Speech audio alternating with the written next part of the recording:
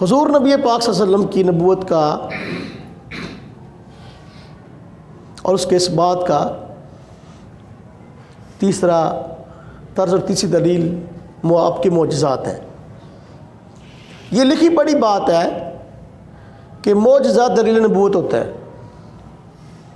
معجزہ جو ہوتا ہے وہ دلیل نبوت ہوتا ہے۔ اللہ تبارک و تعالیٰ وقت کے پیغمبر کو ایسے معجزات عطا فرماتے ہیں جو دنیا کے لیے مثال بن جاتے ہیں، اور معجزہ ہوتا وہ کام ہے جو عام بندہ نہ کر سکے، عام بندے کے بس میں نہ ہو۔ معجزہ کا معنی ہے عاجز کر دینے والا، تھکا دینے والا، یعنی دنیا اس کا مقابلہ نہ کر سکے، اس کی مثال پیش نہ کر سکے۔ وہ کام جو معجزے کے ذریعے ظہور پذیر ہوا، وہ کام دنیا کرنے سے عاجز ہو، معجزہ دلیل نبوت ہوتا ہے۔ ہم کہتے ہیں حضرت داؤد علیہ السلام نبی ہیں، کیوں؟ اس لیے کہ ان کے نبی ہونے کے دلائل میں ان کے معجزات شامل ہیں کہ اللہ تبارک تعالیٰ نے حضرت داؤد علیہ السلام کو خوبصورت آواز عطا فرمائی تھی، خوبصورت آواز۔ میں اس پہ تفصیل بعد میں بات کرتا ہوں۔ لوہا ان کے ہاتھ پر موم تھا، لوہا ان کے ہاتھ میں موم ہو جاتا تھا، جس طرح چاہتے لوہے کی مختلف اشیاء تیار کر زیریں تیار کرتے تھے۔ داؤد علیہ السلام کا معجزہ تھا۔ موسیٰ علیہ السلام کا معجزہ کہ اللہ تعالیٰ نے ان کو جو ہے وہ اپنا ڈنڈا جو طاق کیا تھا، وہ ڈنڈا پھینک کے تو سانپ بن جاتا، ہاتھ جو ہے وہ بغل سے نکالتے تو سورج کی طرح چمکنے لگتا۔ تو معجزات تھے اور ان کی نبوت کی دلیل تھے۔ عیسیٰ علیہ السلام کو معجزات عطا فرمائے گئے تو وہ ان کی نبوت کے جو ہے وہ دلائل تھے۔ کوڑ والا مریض، آپ اس کے جسم پر ہاتھ پھیرتے تو ٹھیک ہو جاتا۔ پیدائشی نابینا، آپ اس کی آنکھوں پر ہاتھ پھیرتے وہ ٹھیک ہو جاتا، دیکھنے لگتا۔ تو یہ ان کے معجزات تھے اور ان کے نبی ہونے کی دلیل تھے۔ تو اللہ تبارک و تعالیٰ نے حضور نبی پاک صلی اللہ علیہ وسلم کو بھی معجزات عطا فرمائے جو ان کی نبوت کی دلیل تھے۔ تو معجزہ دلیل نبوت ہوتا ہے۔ تو حضور نبی پاک صلی اللہ علیہ وسلم کو بھی اللہ پاک نے معجزہ عطا فرمائے، باقی انبیاء کو بھی عطا فرمائے۔ جو حضور کو عطا فرمائے وہ حضور کی شان نشان تھے، جو باقی انبیاء کو عطا کیے وہ ان کی شان نشان تھے۔ چونکہ حضور صرف نبی نہیں تھے، نبی الانبیاء بھی تھے، افضل الانبیاء بھی تھے، تو ان کو معجزات ان کی شان نشان عطا کیے۔ آپ صلی اللہ علیہ وسلم نبی اور شریعت لے کے آنے والے کسی خاص خطے کے لیے نہیں تھے، کسی قوم کے نہیں تھے، بلکہ عالمی نبی تھے۔ اس اللہ پاک نے جو معجزات آپ کو عطا فرمائے وہ بھی بہت سارے ایسے تھے جو عالمی حیثیت کے حامل تھے۔ جس طرح کہ ان دنوں میں حضور نبی پاک صلی اللہ علیہ وسلم کے معراج کا معجزہ بیان کیا جاتا ہے۔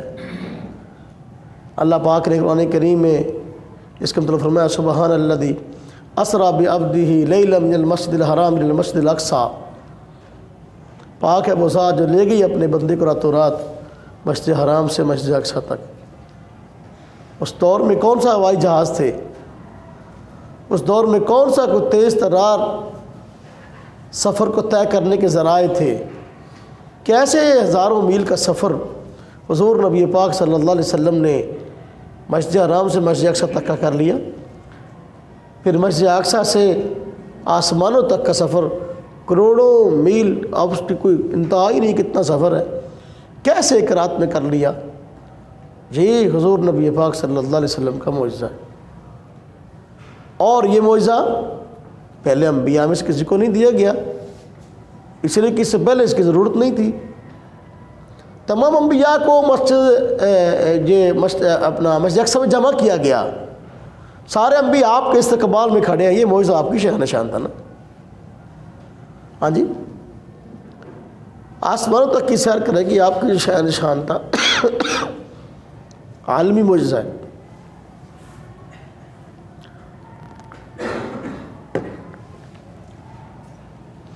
اور مشرکین مکہ نے اس پر حیرانی کا اظہار کیا تھا، یہ کیسے ہو سکتا ہے کہ راتوں رات آپ یہاں سفر کر کے آ جائیں، اس طرح یہ ہو ہی نہیں سکتا.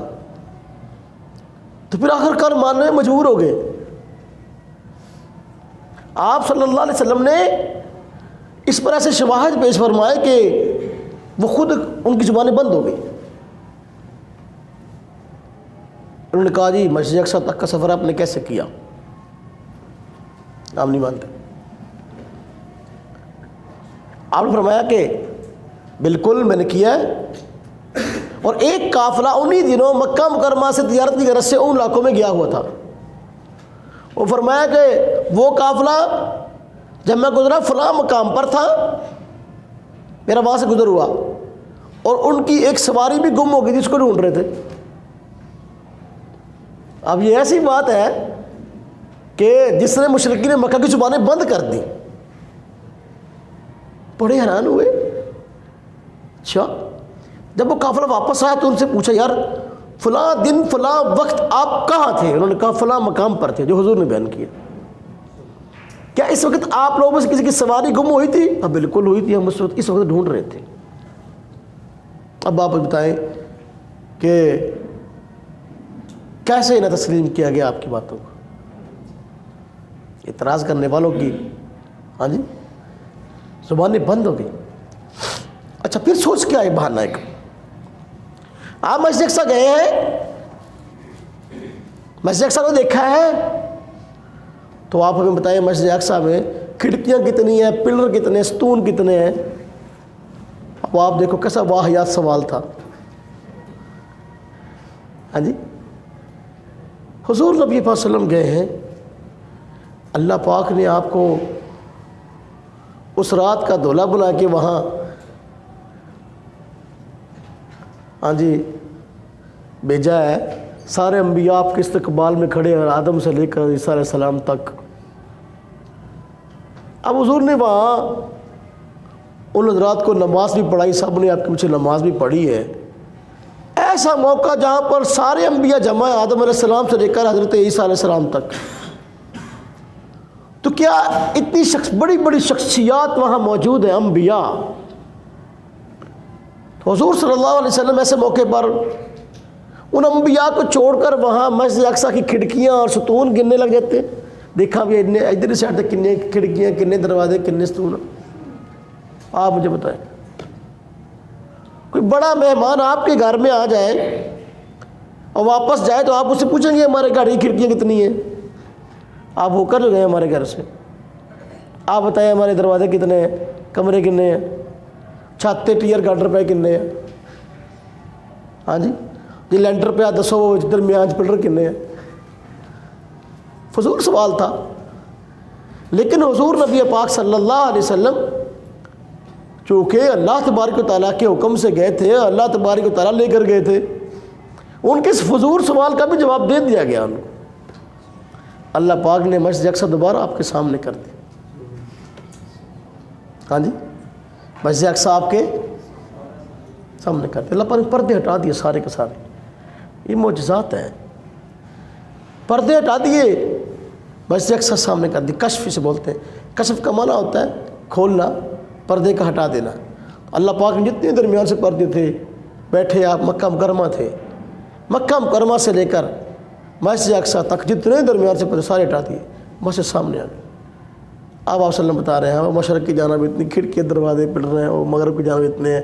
آپ وہ حیران ہو گئے یار ہم تو اپنی طرف سے ایسا عجیب سوال بنا کے لائے تھے کہ اس کا جواب حضور سے نہیں معلوم پڑے گا، تو حضور نے اس کا وہ جواب دے دیا. زبانیں بند ہو گئی. تو یہ ہے معجزات جو حضور کی شان ہے.